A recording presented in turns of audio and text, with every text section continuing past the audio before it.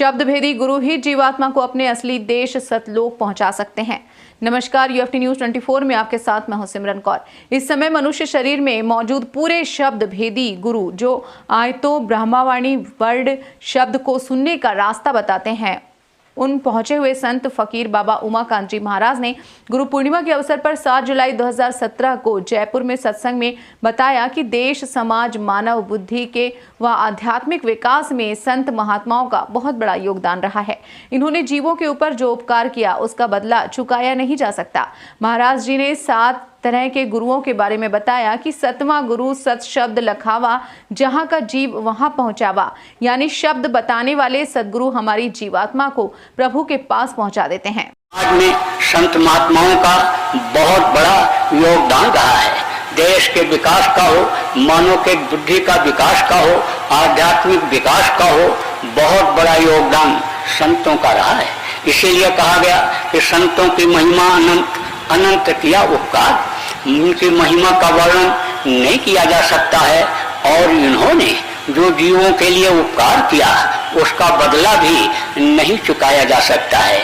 इसीलिए 15वें दिन महीने में एक बार संतों के आश्रमों पर लोग जाते थे, सत्संग सुनते थे, सुनाते थे। उनके बताए रास्ते पर जब चलते थे तो यही गृहस्थाश्रम स्वर्ग जैसा था। कोई खींचातानी नहीं, कोई आदमी घर छोड़ करके घर के झगड़ा झंझट से भागता नहीं था। औरतें जल की मट्टी नहीं थी। देखो, भाई भाई में इतना प्रेम था कि भाई भाई के लिए जंगल चला गया था। राम के साथ लक्ष्मण, भाई भाई में कोई लड़ाई झगड़ा आज की तरह से उस समय पर नहीं था। आप देखो, पिता पुत्र एक दूसरे के फर्ज को समझते थे। पिता के आदेश पर राम ने राजगद्दी पर ठोकर मार करके और जंगल जाना कबूल कर लिया था। तो आप इस बात को समझो कि साधते हूँ न कारज हानि, समय निकालना चाहिए, सुनना और समझना चाहिए। एक गुरु तो आपके ये हैं, ये जिन्होंने आपको पढ़ाया लिखाया, ये गुरु इनको भी माना गया। माता पिता को भी गुरु बताया गया और जो नाम रखते उनको भी गुरु बताया गया। जो गर्भवास की मैल छुड़ाती उनको भी गुरु बताया गया। रामकृष्ण का सुमिरन कराते उनको भी गुरु बताया गया। और एक गुरु ऐसे होते हैं जो शब्द का भेद बताते हैं, जिससे ये जीवात्मा इस शरीर में प्रवेश की गई है। जिस रास्ते से आई है उसी रास्ते से जो निकलने का रास्ता बताते हैं वो 7वां गुरु सत शब्द लखावा, और जहाँ का जीव तहाँ पहुँचावा। का पहला गुरु पेटू और माता जो है रक्त बीज के दाता। दूसर गुरु भाई वो दाई, गर्भवास की मैल छुड़ाई। तीसर गुरु ने नाम उचारा, गांव देश के लोग पुकारा। चौथा गुरु ने शिक्षा दीना, तब संसारी वस्तु चीना। 5वां गुरु ने दीक्षा दीना, रामकृष्ण का सुमिरन कीना। 6वां गुरु ने सब भ्रम तोड़ा, ओंकार से नाता जोड़ा। और 7वां गुरु सत शब्द रखावा, और जहाँ का जीव तहाँ पहुँचावा।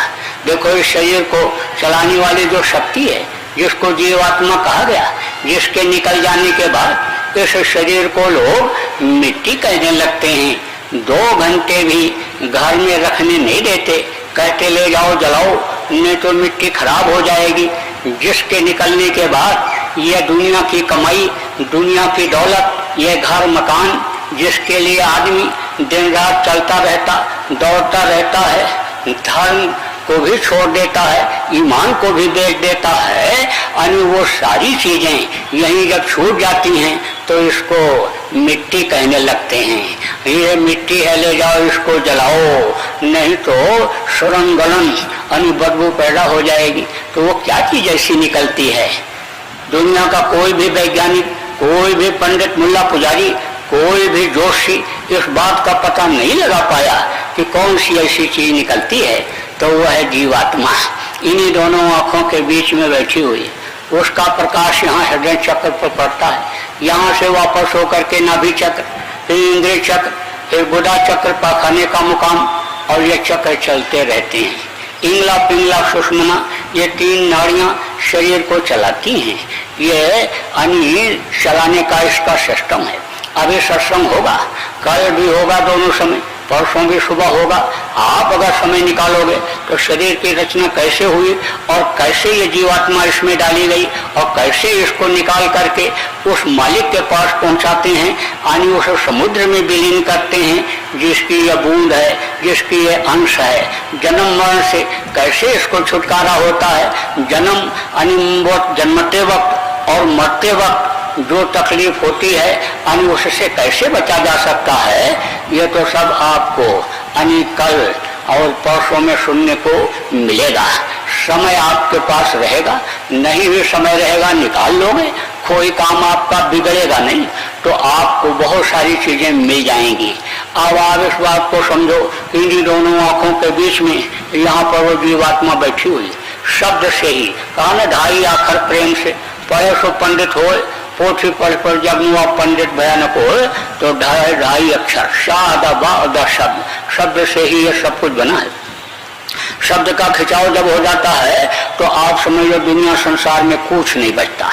यहाँ तक कि देवी और देवता भी चटाई की तरह से ऐसे समेट लिए जाते हैं, और ऊपर में जैसे ये नीचे स्थान है ऐसे ऊपर स्थान है। सहस्रदल कमल, त्रिकुटी, दशमा द्वार, बौर गुफा और सतलोक, अलख लोक यानी अगम लोक, अनामी लोक, बहुत से लोक हैं।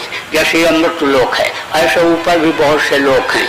तो स्वर्ग और वैकुंठ में यानी देवी देवता जो रहते हैं ये भी ऐसे चटाई की तरह से समेट लिए जाते हैं, और वहाँ उधर दसवां द्वार है उसके नाके के पास ऐसे लटका दिए जाते हैं। तो शब्द से ही यानी सब कुछ बना है। तो जीवात्मा जब शब्द को पकड़ लेती है जिससे उतारी गई है तो यह ऊपरी लोकों का सैर करने लगती है।